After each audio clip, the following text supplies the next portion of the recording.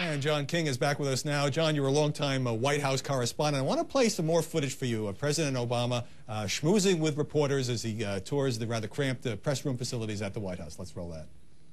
Can I get a quick picture with you? Sure. Okay. All right, Mark. Okay. Thank you, sir. Not down here.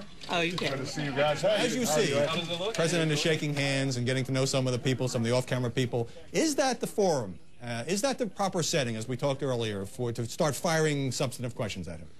Sure. He's on the record when he's in the White House press corps. Now, there is, it's just like any relationship. You have to decide when to start firing questions and when he's just trying to say hello. He was clearly trying to extend a bit of an olive branch. But if he walks down there unannounced, reporters have every right to ask him questions. You have to decide how tough you want to get in those questions or whether you want to give him a day of grace and just wander around. And you say cramped. It's been renovated since I was there. It's a lot nicer now than it was then. It is tough. President Clinton, when I first started, I worked all the weekends. He would occasionally wander through on his way to the Oval Office in jeans and a sweatshirt, and he was never much in the mood to chat. Once or twice he would stop to say a few things. Never saw President Bush down there in the basement like that in the cramped quarters. It's a tough call for reporters. On the one hand, sure, the president has every right. It's his house to come in and say, hey, welcome. The new sheriff's in town. I just wanted to say hello. But he has to assume that every second of his life is on the record, especially if he's standing in the White House briefing room, Howie. Yeah, that's something he's certainly getting used to, that every second of his life is on the record. On the other hand, it seems to me that if the result is that he never sort of lets his guard down and comes by and says hello, that something is perhaps lost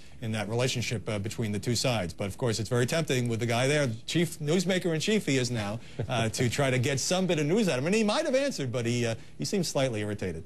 All right, let me hand it back to you now, John King. Thanks for coming on my show, and we'll turn it over to State of the Union. Howie, we'll see you next Sunday. Thanks very much. Great program. And I'm John King, and this is State of the Union. President Obama is making the economy his first priority.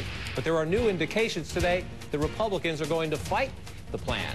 Can he get it passed in time? We'll discuss this and much more with senior political strategists Ed Rollins and James Carville. The prison at Guantanamo Bay will be closed, but today, news reports say a second release detainee has appeared in an al-Qaeda video. Will the Guantanamo decision put U.S. citizens at risk? We'll get the inside story from our Pentagon correspondent, Barbara Starr. And in an exclusive broadcast premiere right here on this program, musician will.i.am's short film of the Obama inauguration. All this and much, much more coming up on State of the Union.